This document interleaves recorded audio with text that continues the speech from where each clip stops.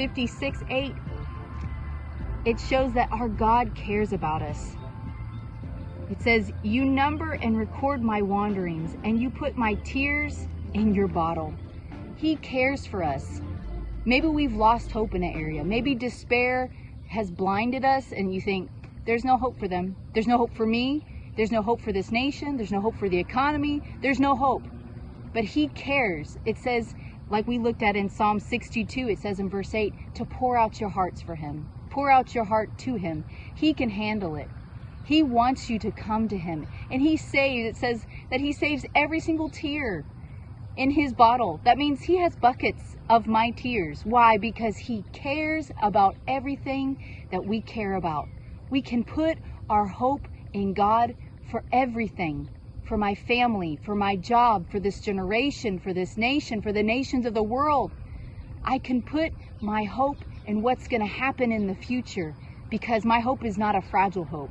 My hope is not a thing that can change, but my hope is a booster seat, and it lifts me up and it allows me to eat properly like an adult.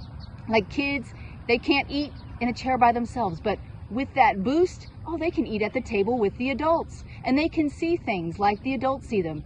So hope is what boosts me up to eat at the table that God has prepared for me, to feast on his word, and to see things properly. This hope is the booster to my soul. This hope is not a fragile hope, because God can take it when I pour out my heart to him, and he loves it. And then in Psalm 66:12,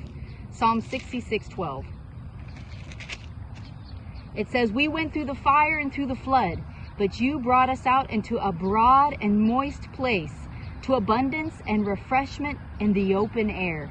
So we've been through some stuff. Maybe you think, man, even this year, this is halfway through the year, 6 months through the year, 8 months through the year, and I've been through some stuff. My family's been through some stuff. I can't even imagine what's going to happen in the next weeks because of all the craziness that has happened.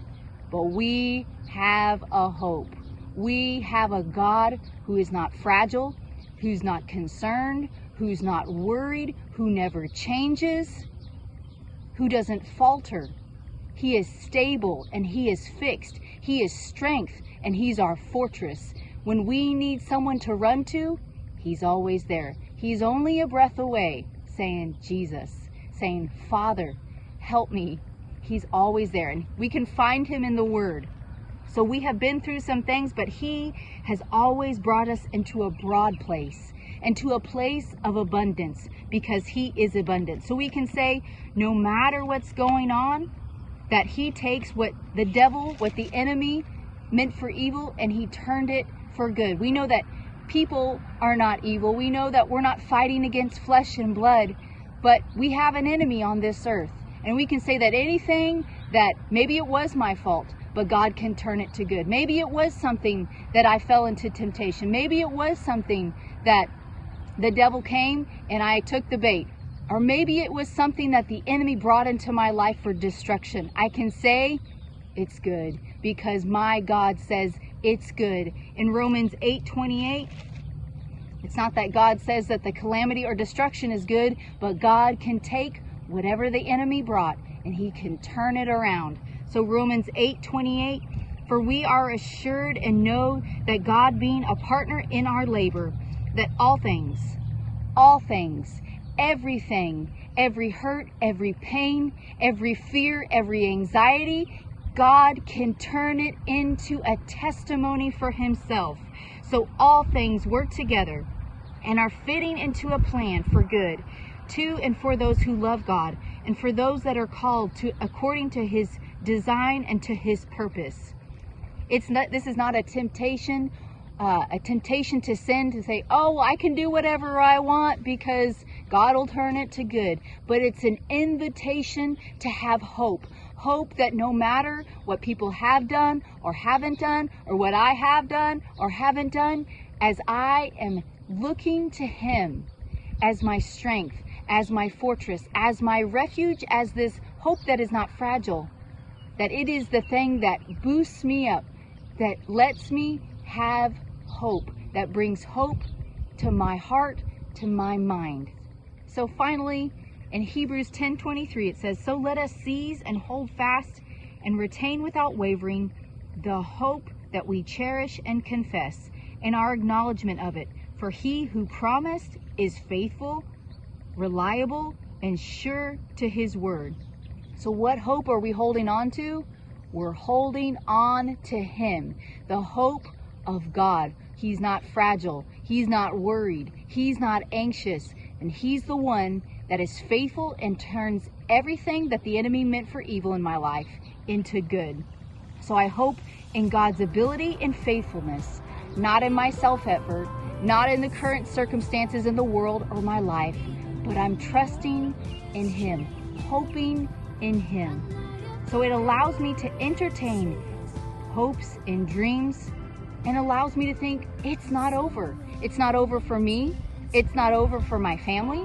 It's not over for this world, because I have hope in him. It is never too late to stir up the hope of who God is. So hope is that booster seat. It's the thing that lifts me up to allow me to eat at the table that God has prepared for me and to see things the way that God sees them. That's hope is not fragile. It doesn't change. And this hope allows us to pour out everything that we're feeling, everything that we're going through, not to social media, not to people around us, but to him. And he can take it and he can turn it around for his glory.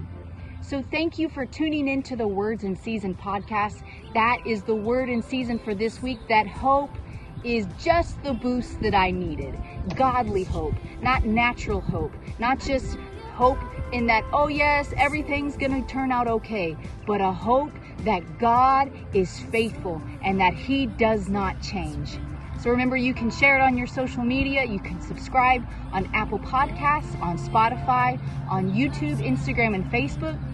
But most importantly, remember that every time you open the Bible, the unchanging, unfailing Word of God, that Jesus always has a word in season for you. God bless you.